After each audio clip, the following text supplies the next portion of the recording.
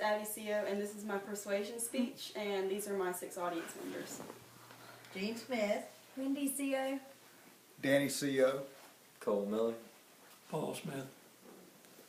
And I'm her brother, Austin.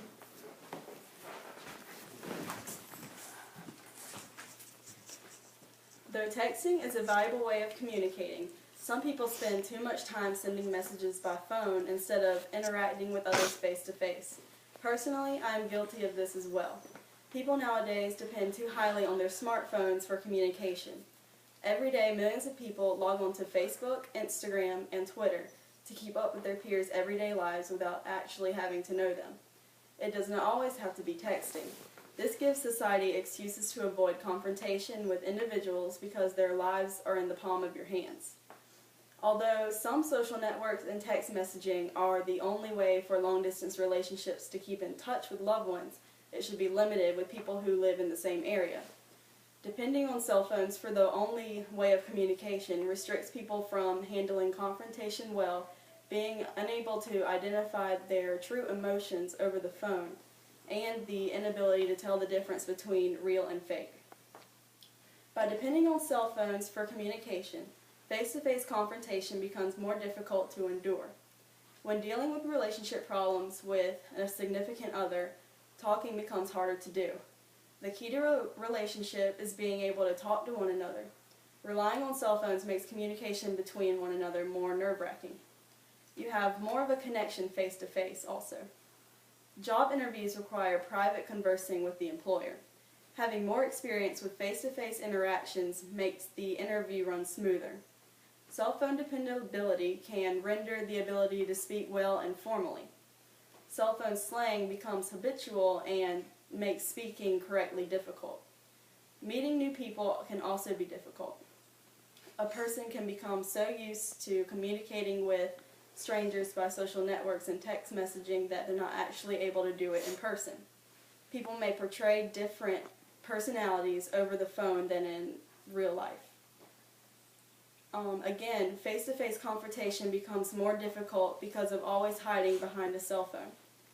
True emotion can be concealed through text and social networks. One person may say one thing but feel something else. A person may seem fine over text but actually be upset. It allows lying to be easier to accomplish and get away with, and it also allows somebody to appear as someone they're not. People are not able to see the look in someone's eyes when they are hurting, and it cannot be determined over messaging. That person can actually be, or could say they're totally fine, but could also be hiding something as well. Cell phones take away from the readable body language and determining their true emotions. Major problems can be overlooked because one person sends, "I'm fine." Lastly, the ability to tell the difference between real and fake becomes more difficult over the phone. People can pretend to be whoever they want when they do not communicate with strangers in person. Many instances have occurred where many people are portrayed as something they're not because of no face-to-face interaction. People that online date and message can easily conceal their identity. Rumors can also be spread through messages and networks without being able to determine the whole truth. All it takes is one person to start a rumor, and it can be spread all over the internet or all over the school or wherever you attend. People can be blackmailed on social networks and text messages due to the rumor. And people can also be cyberbullied to the result of that rumor. Also, cell phones can also be distracting. It can keep you from getting educated in school, it can get you in trouble in a workplace, or it can cause car accidents from texting and driving. Yes, cell phones are in the pockets of billions and billions of people across the globe. However, we abuse the power that cell phones give us. There are many advantages, but there are also many disadvantages as well. People use them for sabotage, confrontation is more difficult, emotions are hidden, and the difference between real and fake is hard to determine. You have the whole world in the palm of your hand, but people need to understand how to control that power. Cell phones are a helpful tool, but they can prohibit one from developing social skills.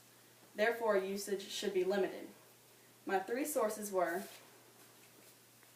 http://www.forbes.com /sites/Susan Tarr Danico /2012/04/30LIS social media sabotage /real communication /.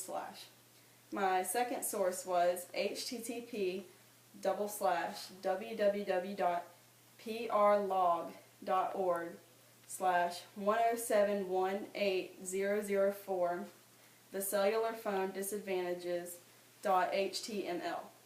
My third source was http://www.altooN.AMIRR.com/page/contest.detail/ID/546-223/face-to-face communication not always comfortable for teens.html.